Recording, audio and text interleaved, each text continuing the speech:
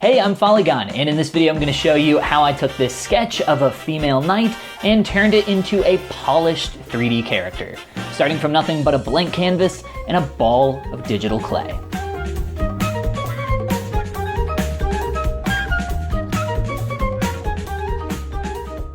Beginning from a sphere, I'll start by blocking out the larger proportions of the human head. I'll be using primitive shapes for this, things like a cylinder for the neck. I'll be using a sphere for the ears and just kind of squashing it, stretching it into place. And I'll be doing the same thing for the body.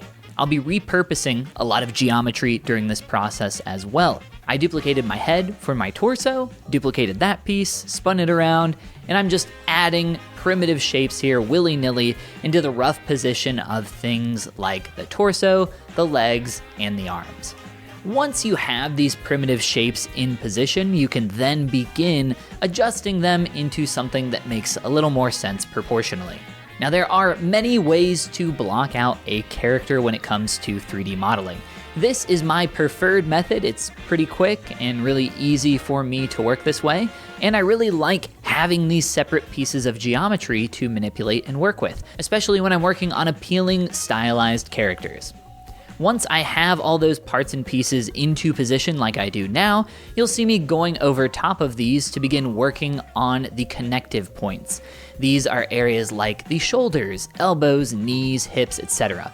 So I'm working on these points to work on those interactions and make these pieces feel like they blend seamlessly together.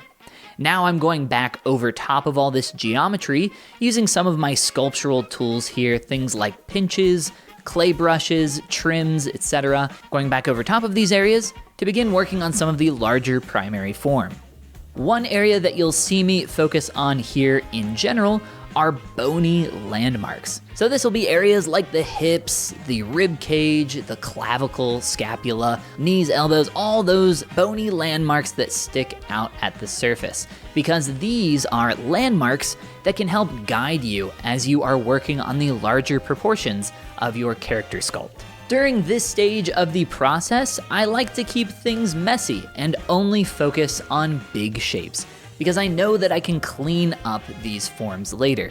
And if I start adding too much resolution and trying to focus on details way too early, well then my big shapes, my primary form, my proportion, my silhouette, all those incredibly important early stage things end up being wrong. So I spend a lot of time here trying to not only work on these physically, but also mentally in an attempt to make sure that I'm not moving too far forward too fast. The last thing I'll do here on the body is just work on some more primitive, larger forms for the skull. So that was the block out for the body, and now I'm going to block out the head.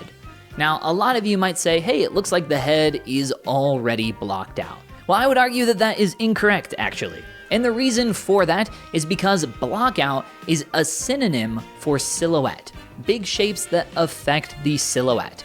I often see people waste a ton of time when they try to block out a character by using too primitive of a shape. A blockout is all about big shapes that affect the silhouette, so really make sure that you are capturing those things like the nose, the brow, the ears, the jawline, because a sphere is just simply not enough.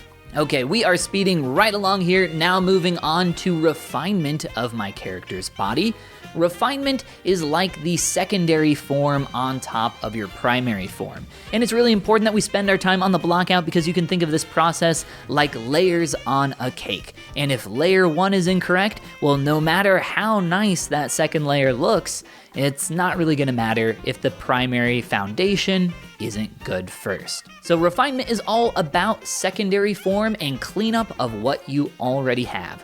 So you'll see me going over the surface here a lot with my clay brush, beginning to build up some of these secondary forms, mainly looking for areas of connection first, and then beginning to add in additional information where it was previously lacking. Some of my forms also during the blockout are a little rough and messy, so I take the time to clean those up. You'll see me use the smooth brush occasionally. I'm not really a huge fan of smooth too often, unless it's general surface noise that I'm trying to get rid of, because in my opinion, the smooth brush is just a little too destructive, a little too strong. So I recommend using something like a trim or a planer brush to work on planing out and cleaning up your forms. Smooth can get rid of primary form that you worked really hard to sculpt, so in general, I try to avoid it. You'll notice I'm putting in a lot of work here into the arms, and if you're one of those people that likes to skip to the end to see the final result, and that's okay if you are, you're probably saying, he's doing a lot of work on those arms to make those look nice when they're completely covered up and even partially deleted later on. And you're right, and that's because, well, actually, I don't know why I spent so long on the arms, if I'm being honest. But I was having fun working on the body, trying to make this as appealing as possible, and the arms really didn't take that much work. Next up is refining the character's head. For this part of the process, I'm going to slowly begin adding things like a mouth, eyes, ears, and nose. There's some placeholders right now, but we need some additional secondary form, much like working on the body. So here you can see me using my clay brush to begin sculpting in that area of the temple to get more of that inward compression of that front part. I sculpted on a little more form there for the cheekbone and the barrel of the mouth, and now I'm using a brush, one of my custom brushes, my Sharp Soft brush, to carve into the surface for the mouth and chin. Now, right now, that mouth is looking pretty awkward, and that can be a real detriment to your progress. I often call this part of the process the alien phase. And when things are looking weird and getting distracting, I recommend just ignoring it and trying to continue forward. One thing I really like to do here is move on to something else. So if my mouth is looking really strange, I'll move up to the eyes and work on those for a bit. Or if my eyes are looking strange, you can see me jumping over to the ears, jumping over to the nose. I try to bounce around a lot during this process because I know it can be strange, it can feel awkward. And if you continue to push on just one area, you're going to have that happen even more because you are building up the form on one area without thinking about the whole, the big picture. So it's really important that when building up and refining your secondary forms, that you are bouncing around, trying to keep everything roughly around the same level of finish. Now, I cut the processing footage because it's just kind of holding still, but I remeshed my character's head using an automatic tool called ZRemesher just to get something a little more clean. I often get asked about some of the more technical aspects of ZBrush and digital sculpting, and mainly I don't really think about them too often. I'm mainly more concerned about form. I think of the tools more as something that I can flow back and forth from to get the exact result that I need when I need it. Also a fantastic tip here, duplicate your geometry and reuse it. You can see I just did that for the eyelids. I am repurposing that eyeball geometry because it's already there and it's going to make it so much easier for me rather than inserting something new. I really like to do this for my eyelids on stylized characters when I'm super concerned about, having as much control as possible. Kind of a red flag thing to say, but when you're talking about sculpting, control is super important. So I want to have as much control over the forms that I'm creating. And when you use separate pieces or multiple pieces of geometry, it makes it easier for you to control that form. I always say, when in doubt, split it out. And if you are struggling to control your form, maybe that's exactly what you need. This face in general was really difficult to work with, so I am taking my time here and trying to work slowly. This connective area of the cheek and that area in front of the lower eyelid is going to be one that you'll see me return to time and time again as I continue pushing on the shapes and proportions found there to make them look as good as possible. When it comes to faces, there are so many versions and variations that you can create. You really want to slow down and try to work smart. Slow is smooth, and smooth is fast. If you try to rush, you're gonna make a lot of mistakes, and it's not going to turn out the way that you would like.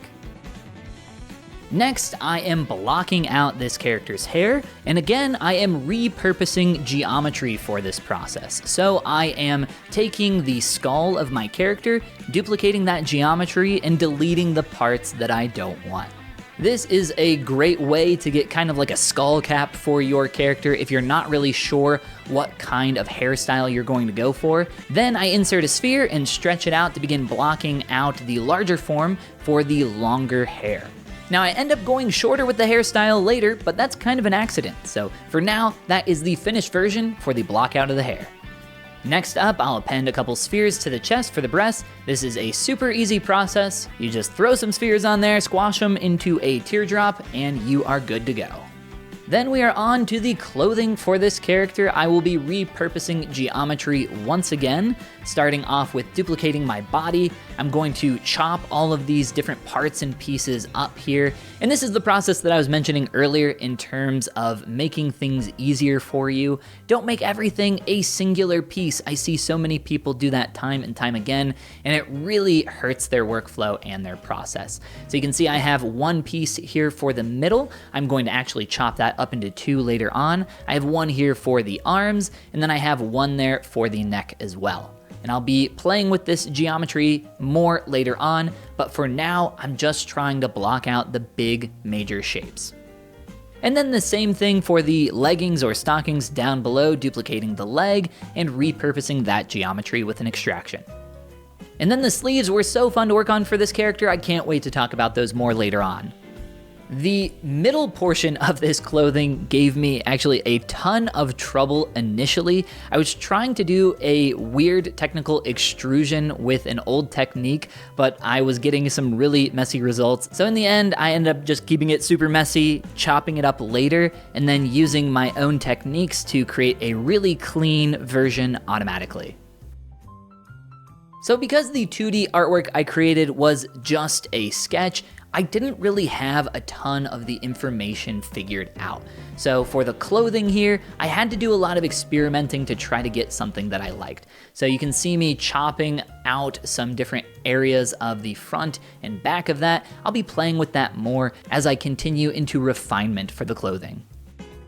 Originally, I wasn't going to have any of the chest visible, so I wasn't actually concerned about the geometry underneath the clothing. I was actually going to delete it, but because I'm putting this little window in the clothing, I'm going to need to recreate that geometry underneath that I had accidentally deleted.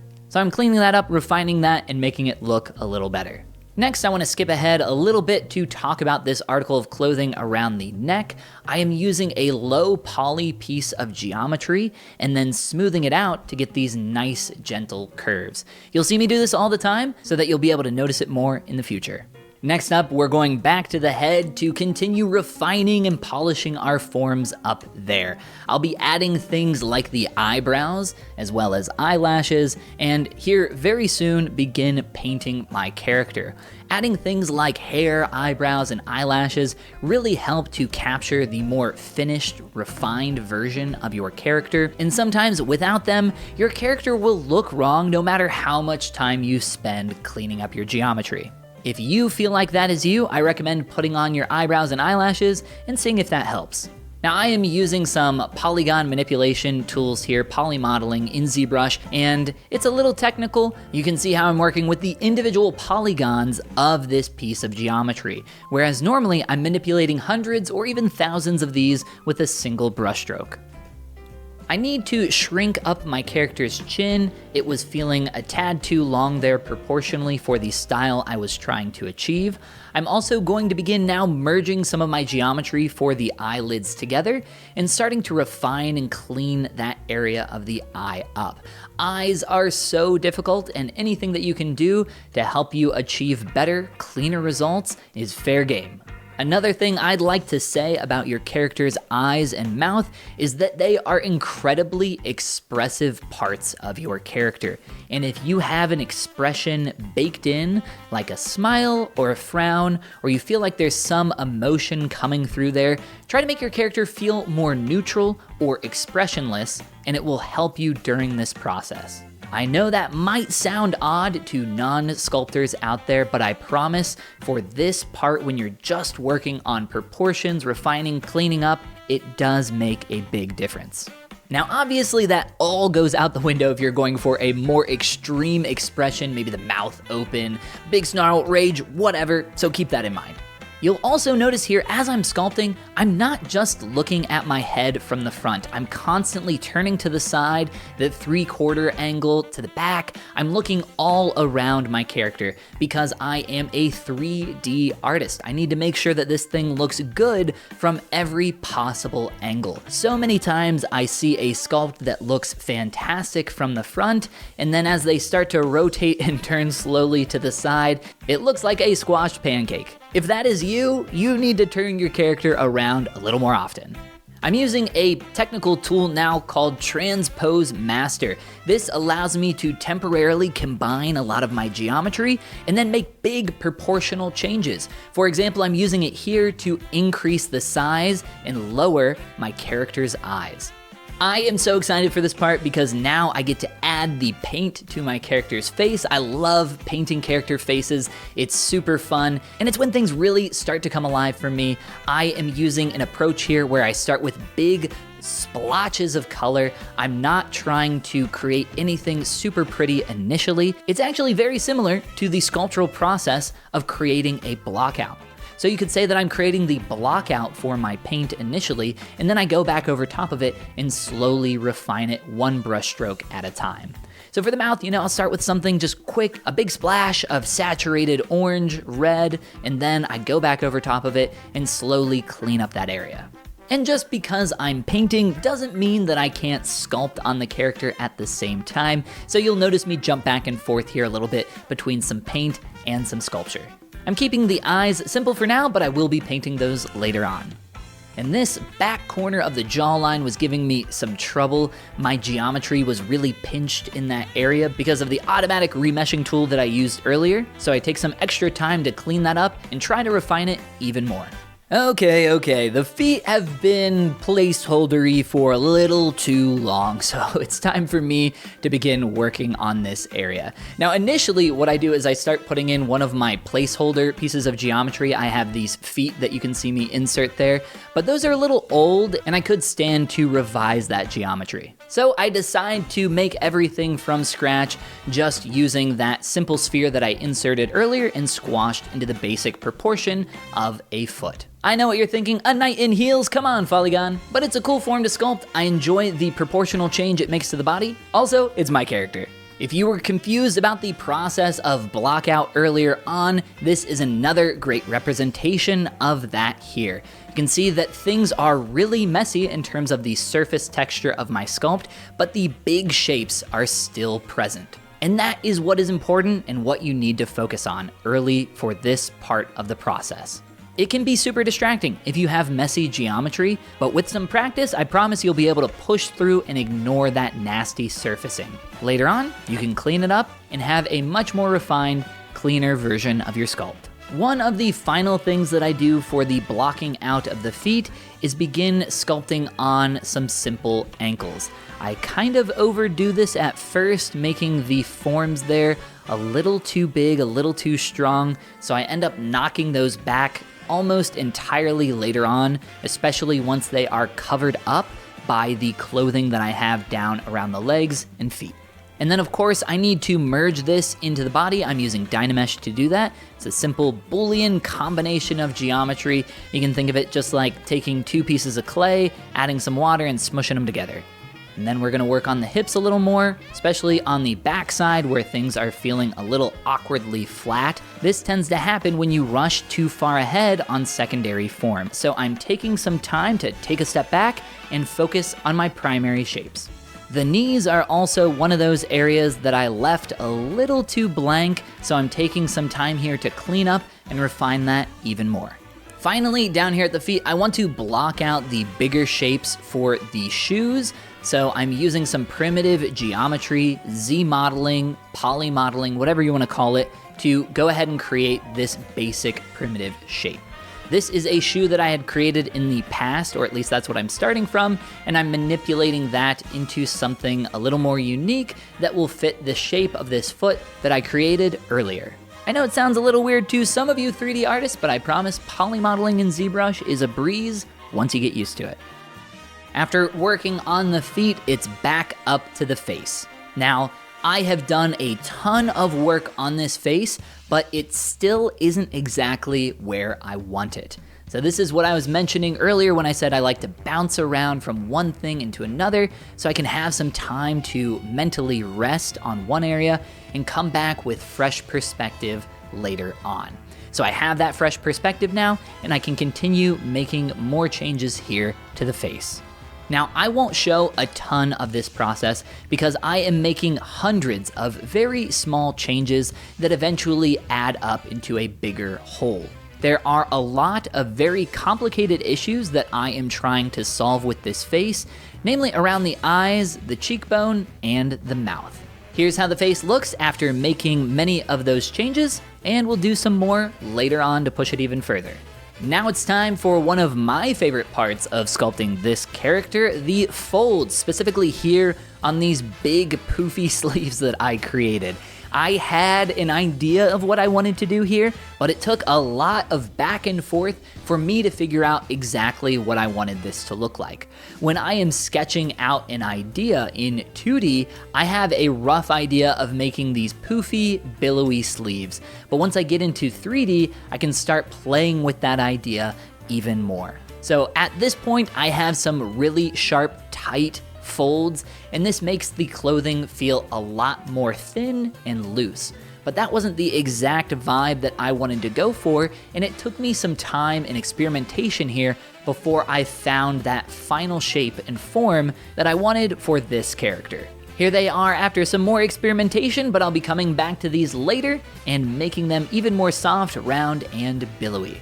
The stockings and legs in general were looking a little boring, so I wanted to add some additional information here with some trim around the upper area. Traditionally in character design, you have periods of rest and periods of visual interest. You want to typically alternate these so that you give the eye some rest and some visual interest to bounce back and forth between. Because my character's legs were this large area of visual rest, I wanted to take a moment here to add some visual interest. And here's what those look like after a little more blockout and refinement of those forms. It is finally time for me to create the shield for this character, and where I would normally start with a sphere to block out the primary forms of what I'm attempting to sculpt, here I am working with a simple cube. I am using poly modeling tools to create the basic shape, and then I am extruding it to create some thickness. Now I am adding that middle section, which is going to be a sphere that is cut in half, that kind of looks like a Pokeball, not intentional, but I think it's kind of a fun design. Next up, I'm working on the shape of the shield to give it some taper and some gentle curve so it's not completely flat and boring. For the trim around the outside edge, there are some tricks in ZBrush with curve brushes, and when you have open face topology, you 3D artists out there know what I'm talking about. On that open edge, you can snap a curve simply by holding down the Shift key. Once I have that geometry in place, I go back through with the Z modeler brush to manipulate, bevel some edges, and make everything a little more visually distinct. Throughout this whole process, I am using a feature in ZBrush called Live Booleans. For those that are unfamiliar with the term Boolean, this is an additive or subtractive medium. There are a couple other options, but those are the two main ones. And I'm using negative geometry to essentially subtract out from the larger chunk of the whole. You can see that in a few places with the rays shooting out from the sphere in the middle, and then a couple chunks separated from the sphere. Accessories are a fantastic way to make your character feel a little more visually distinct, and this character is no different. So now I'm working on creating some simple earrings, and I'll be doing a necklace and a simple headpiece later on. While I was working on this piece here, it started to kind of feel like an elephant. Like the middle section was a trunk and the outside wings were some big floppy ears, so I had to really play with the proportions and tuck it into the hair to make it not feel too much like that. Always thinking about the face, going back and forth, playing around with some different proportions. Right now, trying to make the lips a little more visually appealing, sharpening up some areas, softening others. The hairstyle for this character came about by a complete accident. I hid the lower portion of the hair and I loved the shorter hairstyle. So I ended up going with that instead of something longer, and I'm really glad that I did. Now here I am creating the bangs. This started off as a longer piece of hair that was going to cascade down the entire side of the face, but after playing with it longer, I ended up making the geometry shorter and really liked the way that that looked. I really enjoyed painting this texture on the sleeves, starting off by using some warmer tones, kind of just globbing paint onto my surface, trying to blend it with something a little more neutral, and then finally finishing up by going back over top of it with that original color to erase different sections of the texture. I know it looks like it all came together nice and smooth here, but this is just one of many things that came about from a lot of experimentation. And then, because I fear the YouTube ban hammer, I will be giving this character some underwear. This is created in the same way that I've created all the clothing, by duplicating my body and repurposing that geometry through simple extractions. Here's that necklace I mentioned earlier. For this, I start off with a squashed sphere and then begin pushing and pulling the geometry around, just trying to make something interesting. I mentioned that there was a lot of experimentation with all of the different parts of this character. This was one of those that I pulled shape and design inspiration from my leggings that I created earlier on to make something feel cohesive. My whole strategy with creating the waist and belt section here was hoping that no one would look at it longer than 2 seconds, because if you do, what I've created here doesn't really make too much sense. So this is one example where I believe that creating believable illusions is often good enough, but if you take a look at this with any actual scrutiny, you'll see that, yeah, it doesn't actually make too much sense. Here it is, a little more finished, and definitely from a distance, I think it reads good enough. I repurposed the geometry around my foot so that I could duplicate and extrude that portion of the sandal. Up to this point, I only had the bottom section of the sandal, so I needed to take some time to finish this up by creating the connective portion of the strap for the front of the toes and the back of the heel.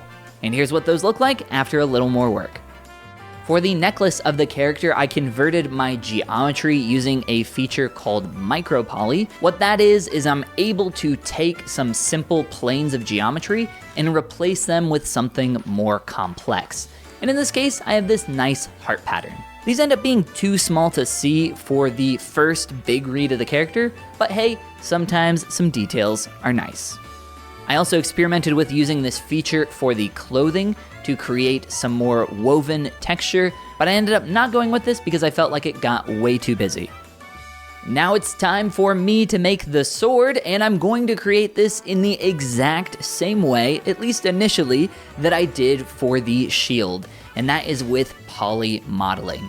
I started this way with the blade and then used this same technique on the hilt of the sword, only to have one of the most annoying crashes ever. Normally, when ZBrush crashes, it will attempt to perform what is called a quick save. This is an operation where it will get a recovery file for you, or if nothing else, it will try to save just the most minimal piece of geometry from your sculpt.